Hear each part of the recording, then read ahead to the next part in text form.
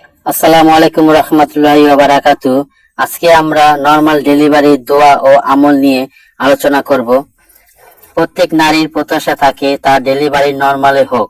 এই অবস্থায় যে কাজটি বেশি বেশি করতে হয় সেটি হলো দোয়া করা।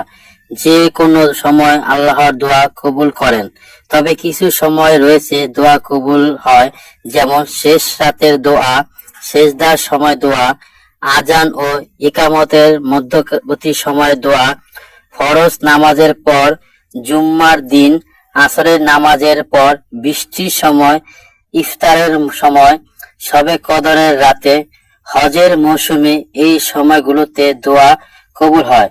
ডেলিভারি যতই ঘনিয়ে আসবে বেশি করে দরুদ, ইস্তেফাক, দোয়া ইউনুস পড়া পরামর্শ দিয়ে থাকেন। এছাড়া পবিত্র কোরআনে সূরা রাদের 8 নম্বর আয়াত, সূরা কাদির 11 নম্বর আয়াত, সূরা নাহার 8 নং আয়াত সূরা পড়ে গর্ভবতী নারীকে ফু দেওয়ার পরামর্শ দিয়ে থাকেন অনেক আলেমেরা। তাছাড়া আল্লাহর গুণবাচক নাম মুবদিউ অর্থাৎ প্রথমবারের সৃষ্টিকর্তা জিকিরের মাধ্যমে গর্ভের সন্তান হেফাজত ও নিরাপদ সন্তান প্রসব হয়। গর্ভবতী মায়ের আমল ও দোয়া। প্রথম মাসে সূরা ইমরান পড়লে সন্তান দামি হবে। দ্বিতীয় মাসে সূরা ইউসুফ পড়লে সন্তান সুন্দর হবে। তৃতীয় মাসে সূরা মারিয়াম পড়লে সুস্থ বাচ্চা হবে। চতুর্থ মাসে সূরা লোকমান পড়লে সন্তান বুদ্ধিমান হবে। পঞ্চম মাসে সূরা মুহাম্মদ পড়লে চরিত্রবান হবে। ষষ্ঠ মাসে সূরা ইয়াসিন পড়লে সন্তান জ্ঞানী হবে।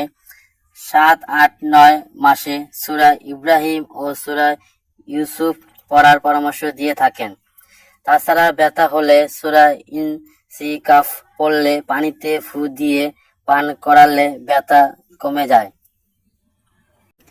আমি আরেকবার বলে দিচ্ছি, গর্ভবতী মায়ের দোয়া ও আমল। প্রথম মাসে সূরা ইমরান পড়বে। দ্বিতীয় মাসে সূরা ইউসুফ পড়বে। তৃতীয় মাসে সূরা মারিয়াম পড়বে।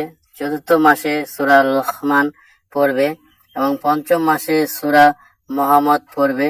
ষষ্ঠ মাসে সূরা ইব্রাহিম পড়বে এবং 7, 8, 9 মাসে সূরা ইব্রাহিম ও ইউসুফ পড়বে।